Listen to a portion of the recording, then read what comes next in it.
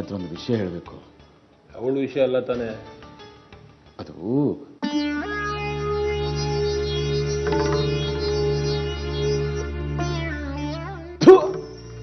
ಈ ಹೊತ್ತಲ್ಲ ಅವಳ ವಿಷಯ ಎತ್ಬೇಡ. ಬಾಜಿ ಅವಳು. ನಿಮ್ಗಾಗ್ತಿರೋ ಸಂತೋಷದಲ್ಲಿ ಮನೇಲಿರೋ ಸಂಕಟನ ಮರಿಬೇಡಿ. ಮೊದಲು ಓಡಿಸಿ ಅವಳನ್ನ. ಅವಳು ನೋಡ್ತಾ ಇದ್ರೆ ನಂಗೆ ಮೈ ಮೇಲೆ ಬಿಸಿನೀರು ಸುರಿದಂಗಾಗುತ್ತೆ. ಅಮ್ಮ, ನಾನು ಈಗ ಅವಳನ್ನ ಓಡಿಸೋದು ಹೇಗೆ ಅಂತ ಅಪ್ಪನ ಹತ್ರ ಮಾತಾಡ್ತಾ ಇದ್ದೆ.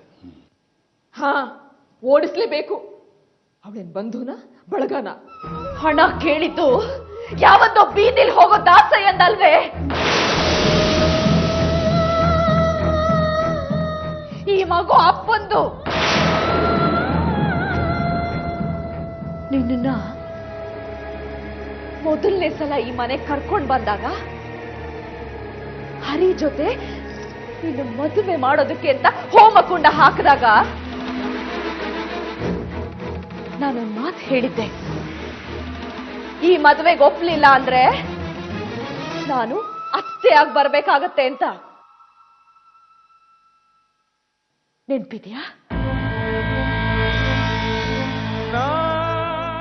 ಅದಾಗಿ 2 ದಿವಸಕ್ಕೆ ನೀನು ನನ್ನ ಹತ್ರ ಕೇಳ್ದೆ, ಅತ್ತೆ ಆಗಿ ಬರ್ತೀನಿ ಅಂದ್ಯಲ್ಲ, ಅದ್ರ ಅರ್ಥ ಏನಕ್ಕ ಅಂತ. ಅದ್ರ ಅರ್ಥ ಇದೆ.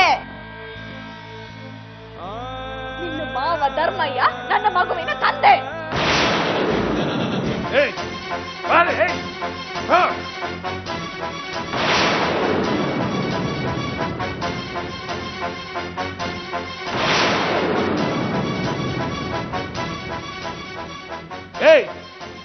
ಈಗಿಂದೀಗ್ಲೇ ಮನೆ ಬಿಟ್ಟು ಹೋದ್ರೆ ಸರಿ, ಇಲ್ಲ ಅಂದ್ರೆ ನಾನು ಏನ್ ಮಾಡ್ತೀನೋ ನನ್ಗೆ ಗೊತ್ತಿಲ್ಲ. ಈಗ್ಲೇ ಮನೆ ಖಾಲಿ ಮಾಡಿದ್ರೆ ಸರಿ, ಇಲ್ಲಾಂದ್ರೆ ಏನೋ ಮಾಡ್ತೀಯಾ?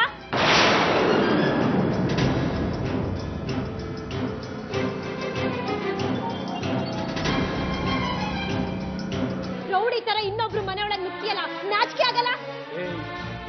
ಇನ್ನೊಬ್ರು ಮನೆ ಅಲ್ಲ, ನಮ್ಮನೆ. ಇಲ್ಲಿಂದ ಈಚೆ ಇದು ನನ್ ಮನೆ. ನನ್ನ ಭಾಗದಿಂದ ಎತ್ತೋ ಕಾಲು. ಹೇಳ್ರಿ ಮಗನ್ಗೆ. ಇಲ್ಲ ಅಂದ್ರೆ ಬೀಳತ್ತೆ ಕಪಾಳಕ್ಕೆ. ಎತ್ತು ಕಾಲು ಅಂದೆ.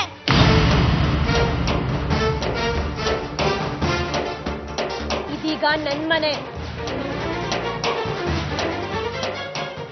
ಮನೆ ಒಳಗ್ ಬರೋದಿಕ್ಕೆ ನಿನ್ಗೇನೋ ಅಧಿಕಾರ? ನಿನಗ್ ಕೊಟ್ಟಿರೋದು ನೀನ್ ಇಲ್ಲಿ ವಾಸ ಮಾಡು ಅಂತ, ಕಂಡವ್ರನ್ನ ತಂದು ಈ ಮನೆಗೆ ಸೇರ್ಸು ಅಂತಲ್ಲ. ಅದು ನನ್ನಿಷ್ಟ. ಅದನ್ ಕೇಳಕ್ ನೀನ್ ಯಾವ ದಾಸಯ್ಯ? ನೋಡು, ಇವಳಿಗೆ ಅವಕಾಶ ಕೊಟ್ರೆ ನೀನು ಅವಳ ಜೊತೆ ಹೊರಗೆ ಹೋಗ್ಬೇಕಾಗತ್ತೆ.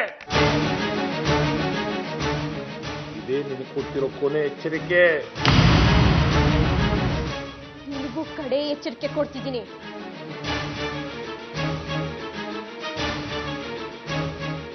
ಇನ್ನೊಂದ್ಸರಿ ನಮ್ಮ ಮನೆಗ್ ಬಂದ್ರೆ ಪೊಲೀಸ್ ಕಂಪ್ಲೇಂಟ್ ಕೊಡ್ಬೇಕಾಗುತ್ತೆ.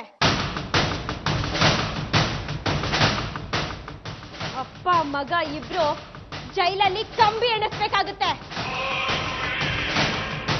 ಗುರು, ಆ ಮಂಜುಳ ವಿಚಾರದಲ್ಲಿ ತಾಳ್ಮೆಗೆಟ್ಟು ಮಿತಿ ಮೀರಿ ವರ್ತಿಸಬೇಡ. ಅವಳ ಬಗ್ಗೆ ನಿಮ್ಗೆ ಯಾಕೆ ಇಷ್ಟೊಂದು ಹೆದರಿಕೆ?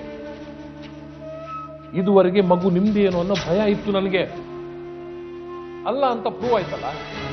ಆ ಮಗುಗೂ ನಿಮ್ಗೂ ಏನು ಸಂಬಂಧ ಇಲ್ಲ ಅಂದ್ಮೇಲೆ ಇಲ್ಲಿ ಯಾವ ದೊಡ್ಡ ಚಿಂತೆ? ಅವಳಿಗೆ ಯಾಕೆ ಹೆದರ್ಬೇಕು?